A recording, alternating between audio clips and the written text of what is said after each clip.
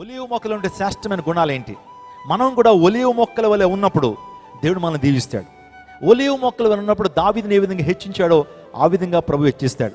ఒలీవ మొక్కల వలె మనం జీవించినప్పుడు, ఒలీవ చెట్టు వలె మనం జీవించినప్పుడు దావీదుని ఏ విధంగా ఎత్తైన స్థానంలో నిలబెట్టాడో దేవుడు కూడా ఆ రీతిగా ఎత్తైన స్థానంలో దేవుడు మనల్ని నిలబెడతాడు. దేవుడు పక్షపాతి కాదు అని పేతురు మాట్లాడుతున్నాడు. ఎవరైతే దేవుని ఏళ్ల భయభక్తులు కలిగి ఉంటారో, ఎవరైతే దేవునికి నమ్మకంగా జీవిస్తారో వారి జీవితాల్లో దేవుడు వారిని ఉన్నతమైన స్థానం నడిపిస్తాడు.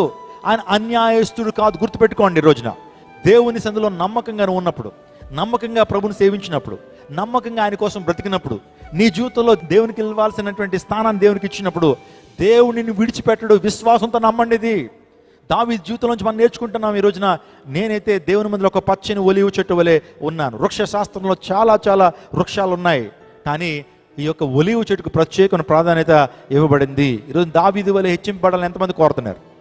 దావీదు వలె హెచ్చింపబడాలనేటువంటి కోరిక, ఆశ ఎంతమందికి ఉంది? Praise lord. మీ ఆశను దేవుడు నెరవేర్చును గాక. దావీదు వలె చిగురించాలని ఎంతమంది కోరుతా ఉన్నారు? Praise lord. దేవుడు మీ యొక్క ఆశను తీర్చును గాక.